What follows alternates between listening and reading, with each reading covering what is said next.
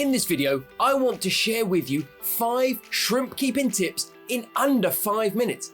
But in fact, for those who stick around to the end, I've got a 6th bonus tip just for you. Let's get into this.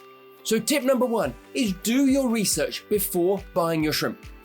There are essentially 2 types of shrimp most of us will keep in our aquariums: the Neocaridinas and the Caridinas, the cherry shrimp and the crystal shrimp.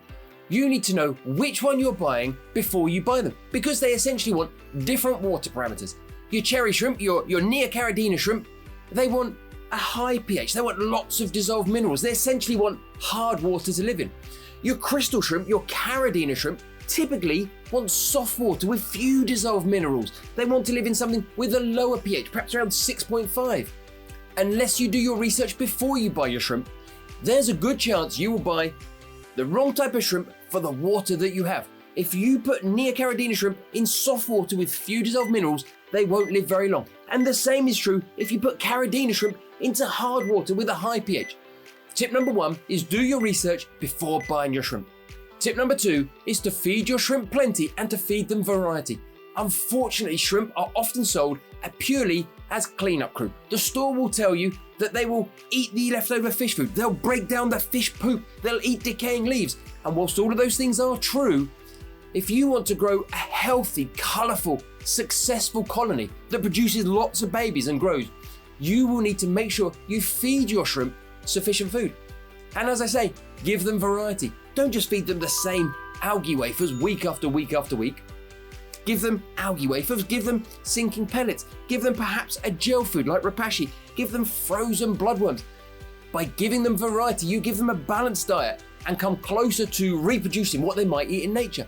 In the wild, they would eat anything they come across, including dead and decaying fish or other shrimp, or bugs that fall into the water, or the starts of algae, or decaying plant leaves. They will essentially eat anything, but they like variety. They don't want to eat the same thing over and over again. Now, tip 2 leads nicely into tip number 3, which is provide lots and lots of surfaces for biofilm to develop on. Biofilm is that slightly slimy texture that develops on everything inside the aquarium, and it's essentially made up of microscopic crustaceans and bacteria and the starts of algae. And it's what shrimp spend their entire day feasting on. Yes, we have to feed them, but between those meals, they spend their entire day feasting on biofilm. So what can we add to our aquariums for biofilm to develop on? And essentially, anything. We can add lots of rocks, we can add pieces of aquarium safe wood, we can add live aquarium plants. Live aquarium plants are probably the best thing for developing biofilm. Shrimp will spend their entire day balanced on leaves of live aquarium plants, picking at the biofilm that develops. And Java moss creates a mass of surface area. It is damn near unstoppable once it gets growing. And shrimp love to be in the Java moss. They love to be picking at the biofilm that develops, but they also feel safe and secure in the Java moss. And the babies have somewhere to develop. As a general rule, the more surfaces you provide in your aquarium for the biofilm to develop on, the happier and healthier your shrimp colony will be. Now, tip number 4 is don't mix species of shrimp in the same tank. As we mentioned earlier, your Caridinas and your Neocaridinas want different water parameters. Don't try keeping an aquarium that's got a colony of cherry shrimp and you add a colony of crystal shrimp to it, and vice versa. Because these shrimp want different water parameters, they want to be kept in their own aquariums. Now, there is an exception to this rule. The Amano shrimp is technically a Caridina shrimp. It's a member of the Caridina shrimp family, but it will quite happily live in the same water as your Neocaridina shrimp. So if you have a colony of cherry shrimp or blue dream shrimp or black rose shrimp, whatever it might be, you can also add a colony of Amano shrimp. Now, Amano shrimp are algae-eating machines. They were introduced to the hobby by Takeshi Amano, the great aquascaper, who introduced them to eat algae. The other great thing about Amano shrimp is they don't reproduce in our freshwater aquariums. Their young have to pass through a brackish water stage, and as such, if you put 5 in, you'll always have 5. Your colony won't expand and they won't interbreed with your cherry shrimp. Tip number 5 is to try and keep your water stable. Shrimp love nothing more than a stable environment. Whenever you watch a shrimp keeping video, you will often be told they want a temperature of this or a pH of that, or a KH or a GH of this, whatever it might be.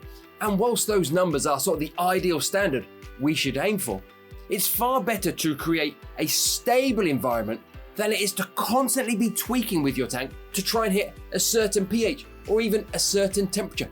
Shrimp are typically incredibly hardy, and providing we give them a stable environment to live in, they typically are quite happy. No end of time I will receive comments or emails from people wondering why their shrimp have died, and when I get into conversation with them, it turns out that over the space of a week, they've changed the filter, done a water change, added some plants, taken away some rocks, done this, done that, increased the temperature, added a second heater, mucked about, did another water change. The chances are, had they have just left their shrimp alone and allowed the aquarium to be stable, the shrimp would have thrived, and there's far less chance your shrimp will die. So whilst it's nice to hit this pH or that temperature, it's far better to try and create a stable environment for the shrimp to live in and spend less time mucking about with the tank. Now, as promised, for those who are still watching the video, I've got a bonus 6th tip, and that is get yourself a copy of my new book, the Neocaridina Shrimp Handbook. It's essentially 97 pages packed full of information about shrimp keeping, breeding, feeding, tank setup, whatever you need to know.